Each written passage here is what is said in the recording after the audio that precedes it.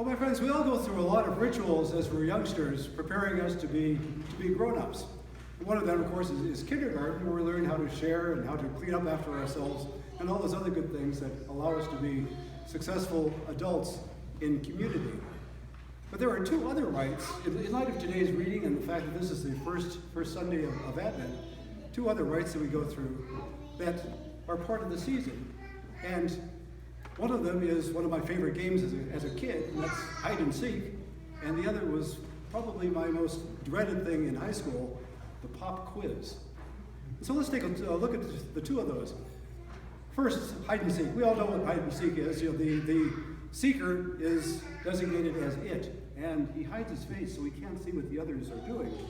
And slowly, ever so slowly, the it counts to 20. 1 Mississippi, 2 Mississippi, 19 Mississippi, 20 Mississippi, and then proclaims for everybody, ready or not, here I come.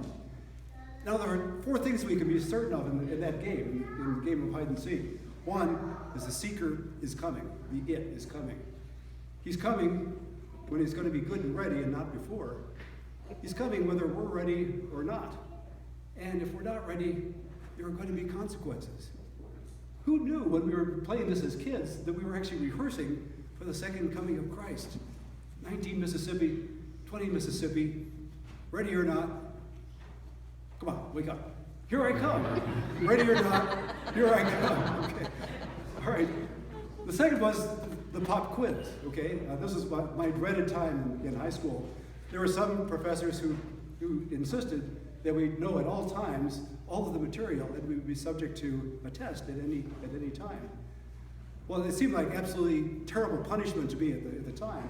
But then stepping back years later, I came to realize that the teachers were insisting that we know the things that we had been taught and that we stand ready at any time to make an accounting of what we know by being tested. Again, the second coming.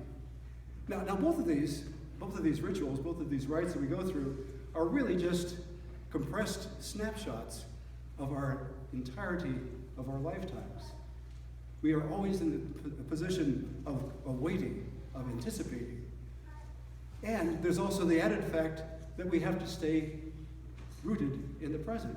We have to live in the present moment. And so in hide and seek, for instance, we're anticipating, we're dreading being found by the it, but at the same time we're in the present, always assessing how well we're hidden, how good our hiding place is, and maybe if the it is distracted someplace else, we'll go somewhere else to hide. And so we're always present.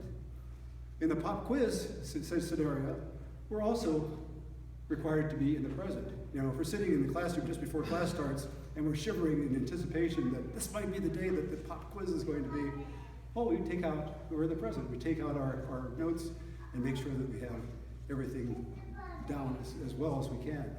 And so we live in both anticipation as well as the present.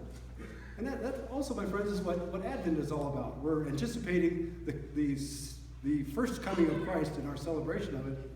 But by the same token, we all know, beginning on Friday, that we've got to be very, very much in the present to make sure that celebration does happen. Now let's break this down to the individual level. And to do that, I'd like to put words into the mouth of Mary, the mother of Jesus. What might Mary be saying at this point in her carrying the Christ child and about to be giving birth to him in just a few weeks? What might she be saying? I borrowed some words from a modern day expectant mother, a mother-to-be, and they just kind of capture this idea of waiting and being in the present. I'd like to read these for you, understanding that this might be the voice of Mary herself. As I waited for the birth of my baby, I discovered that waiting can be as valuable in its own right. Until then, I had assumed that waiting could only be passive, that it involved just sitting around, rubbing my fingers, completely powerless to do anything until the moment of waiting passed, and I could be active again. How wrong I was. The waiting, in this case of pregnancy, is about as active an occupation as one can hope to engage in. It is the ability to be fully and joyfully present right now. Maybe that sums it up for all of us. Mary's words might sum it up. We wait in Advent to perfect our skills at being joyfully and fully present while waiting. We wait, anticipating, fully engaged in the present. And so what can we do during this Advent season to bring the future, to bring what we anticipate into our lives in the present? Well, let's make a little promise to ourselves right here. And I challenge everyone in the evening, when we kind of settle in on each day of Advent to either the evening meal, or perhaps we're just settling in and we're about ready to turn off the light, just ask yourself one simple question. Where have I found Christ today? Where have I found him? Or perhaps, in whom have I found him? Because, my friends, the answer to that question will be God's Advent gift to each of us on that day. And so may we be aware of where Christ is. And in doing that, we're given an extra gift.